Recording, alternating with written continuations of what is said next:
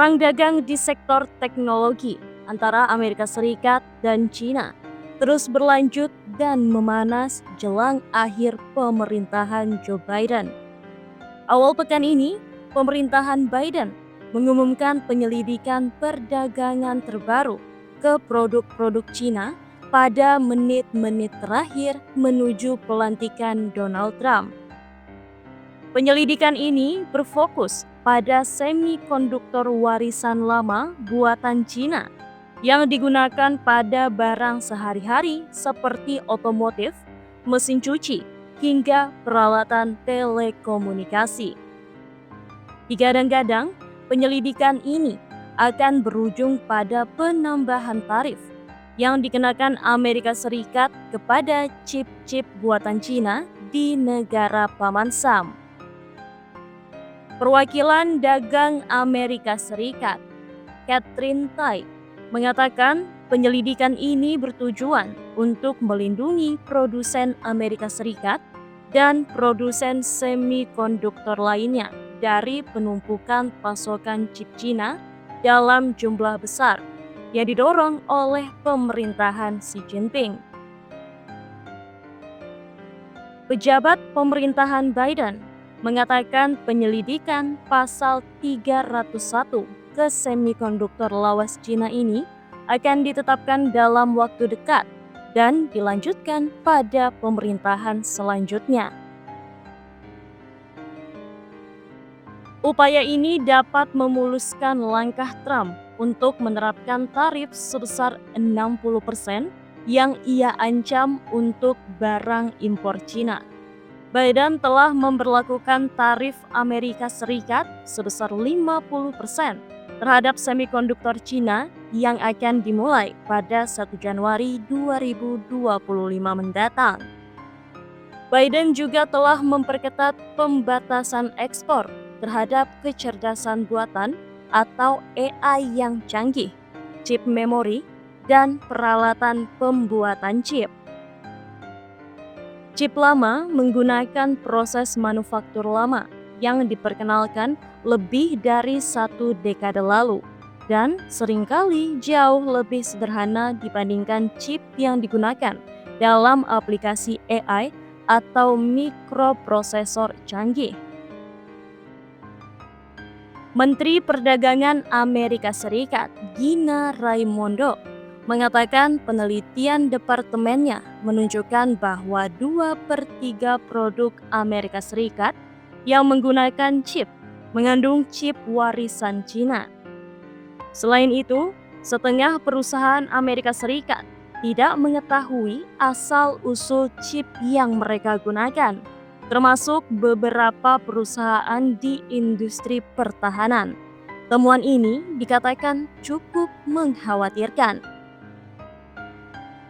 Kementerian Perdagangan Cina mengatakan penyelidikan chip Amerika Serikat akan merugikan perusahaan-perusahaan Amerika Serikat serta mengganggu rantai pasokan chip global. Beijing disebut akan mengambil semua tindakan yang diperlukan untuk secara tegas membela hak dan kepentingannya. Juru bicara tim transisi Trump tidak segera menanggapi permintaan komentar. Tai mengatakan lembaganya menemukan bukti bahwa China menargetkan industri semikonduktor untuk mendominasi global.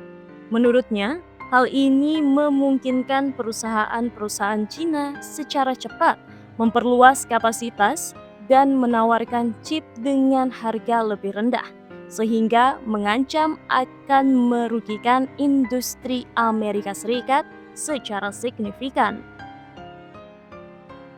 Pemerintahan Biden akan menerima masukan publik mengenai penyelidikan tersebut pada 6 Januari 2025 dan telah merencanakan dengar pendapat publik pada 11 hingga 12 Maret 2025.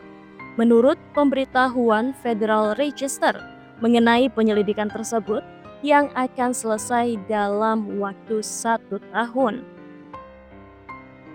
Penyelidikan ini dilakukan berdasarkan pasal 301 Undang-Undang Perdagangan tahun 1974, Undang-Undang Praktik Perdagangan Tidak Adil yang sama yang digunakan Trump untuk mengenakan tarif hingga 25% terhadap impor Cina senilai 370 miliar dolar pada tahun 2018 dan 2019.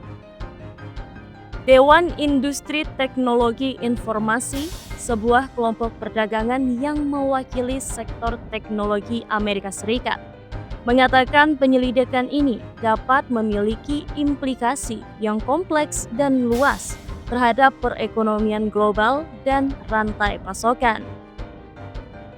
Jason Oxman, presiden kelompok tersebut, mengatakan bahwa dia prihatin dengan peluncuran penyelidikan tersebut selama masa transisi kepresidenan.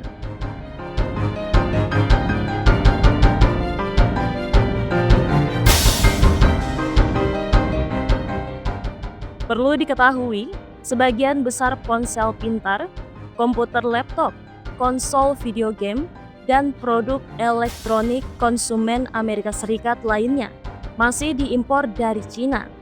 Penyelidikan ini berpotensi membuat jalur perdagangan untuk barang-barang tersebut terhambat.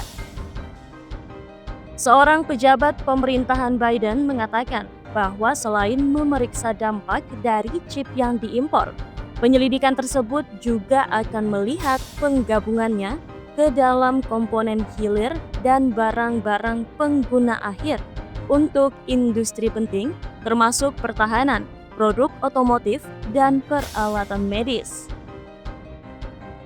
Perusahaan ini juga akan menargetkan produksi substrat silikon karbida dan wafer Cina untuk fabrikasi semikonduktor.